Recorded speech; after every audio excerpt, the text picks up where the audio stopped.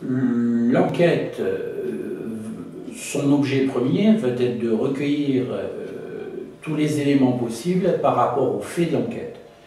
L'existence de ces faits, les circonstances de leur commission, et essayer de déterminer qui sont le ou les auteurs des faits. Ce sont les agents des forces de police, les officiers de police judiciaire et leurs adjoints, alors soit des forces de police, soit des forces de gendarmerie, qui vont mener les investigations, sous l'autorité donc soit du parquet, soit de l'instruction,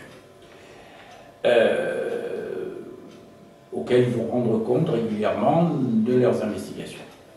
Alors, les éléments que ces officiers de police judiciaire vont devoir recueillir pour essayer d'établir la vérité dans le dossier, déterminer les responsabilités éventuelles, sont des documents de toutes sortes, des papiers, des registres, en fait, tout ce qu'on peut imaginer, des documents informatiques, des constatations matérielles, l'arme du crime, si on se place en matière criminelle, et puis l'audition de différents témoins. C'est-à-dire de personnes qui soit ont été présentes au moment des faits, soit ont des choses à dire par rapport aux faits de l'enquête, donc les agents enquêteurs vont procéder à ces auditions. Donc les personnes entendues ont l'obligation de comparaître devant ces enquêteurs, et leur audition est libre, elles expliquent et elles répondent aux questions. Où la situation va devenir plus délicate, c'est quand, au vu des éléments recueillis par les enquêteurs, il apparaît qu'une des personnes qu'ils doivent entendre, si à l'encontre de cette personne, il y a plusieurs raisons, je vous cite le texte exact, s'il y a une ou plusieurs raisons plausibles de soupçonner cette personne qu'elle a commis ou tenté de commettre les faits, crimes ou délits passibles de peine de prison sur lesquels on enquête. Si ces éléments sont réunis, la personne ne peut pas être entendue en tant que simple témoin. Elle doit être obligatoirement placée en garde à vue, que ce soit dans le cadre d'une enquête parquet ou d'une enquête juge d'instruction. Bien évidemment, obligation d'en avertir le procureur ou le juge d'instruction qui en charge le dossier, et la personne va être placée en garde à vue. Soit qu'elle ait été interpellée, soit qu'elle se soit présentée sur simple convocation auprès des enquêteurs, et donc là, elle n'est plus libre, elle est sous contrainte, c'est-à-dire qu'elle ne peut pas sortir librement du bureau de l'enquêteur en disant « j'en ai assez, laissez-moi partir ». Non, elle est sous contrainte, elle est placée ce qu'on appelle en garde à vue. Alors cette garde à vue peut durer 24 heures, qui peuvent être prolongées d'une deuxième tranche de 24 heures, donc 48 heures. Ça c'est, je dirais, pour les infractions courantes. Si on est dans une délinquance organisée, genre trafic de stupéfiants ou autre,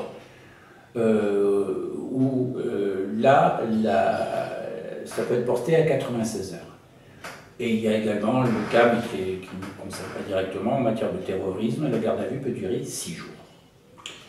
Ces prolongations sont soumises à l'autorisation du magistrat qui suit l'enquête, soit le parquet, soit le juge d'instruction, soit un juge des libertés. Alors, la personne placée en garde à vue se voit, dès le placement en garde à vue, rappeler, je dirais qu'elle a droit de prévenir quelqu'un proche de sa famille, qu'elle a le droit de se faire examiner par un médecin, qu'elle a le droit de se faire assister par un avocat, et qu'elle peut répondre ou ne pas répondre aux questions.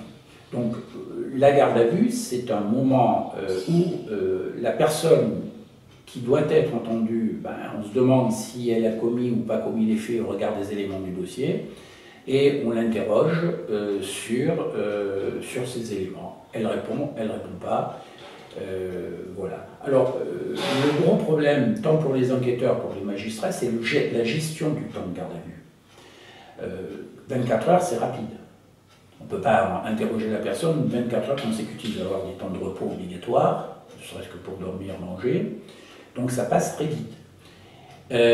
Donc la gestion de cette garde à vue va être aussi conditionnée par ce que va dire la personne. Si la personne donne des éléments qui ne sont pas au dossier, des choses que l'on découvre quand elle en parle, il va falloir faire des vérifications. Alors, soit ces vérifications peuvent être faites dans le temps de la garde à vue, c'est pas un problème, mais dans les matières, certaines matières, je parle notamment dans la délinquance financière, les faits de corruption, c'est souvent assez complexe, parce qu'il y a une dissimulation automatique. Donc, se pose le problème, est-il utile de manger, si je peux dire, tout le temps de garde à vue dont on dispose, ou est-ce qu'il n'est pas préférable, à condition que la personne ait des garanties de représentation, de ne pas libérer la personne, de vérifier ensuite si ce qu'elle a dit tient, ne tient pas, et éventuellement de la reprendre encore en garde à vue pour l'interroger au vu des éléments qui ont été recueillis, qui confortent ou qui infirment ce qu'elle a dit lors de la première période de garde à vue. Voilà. Ensuite, si la personne peut être de nouveau mise en liberté, ça n'empêche pas le juge d'instruction, si c'est un juge d'instruction, ou le parquet, de convoquer, si c'est le parquet, la personne pour comparaître devant le tribunal, ou le juge d'instruction, en respectant un délai minimum de 10 jours, de venir dans le bureau du juge d'instruction, non pas pour manger des petits gâteaux et boire le thé, mais pour être mis en examen, ou bien, si les charges sont encore insuffisantes, être entendu comme témoin assisté. Voilà le cadre général d'une enquête, quelle qu'elle soit, aussi bien en matière de corruption, d'escroquerie ou autre, sachant que c'est plus facile de mener une enquête quand quelqu'un est pris en train de voler à l'étalage que lorsqu'on a une délinquance astucieuse, cachée, parce que là, c'est plus délicat. Voilà.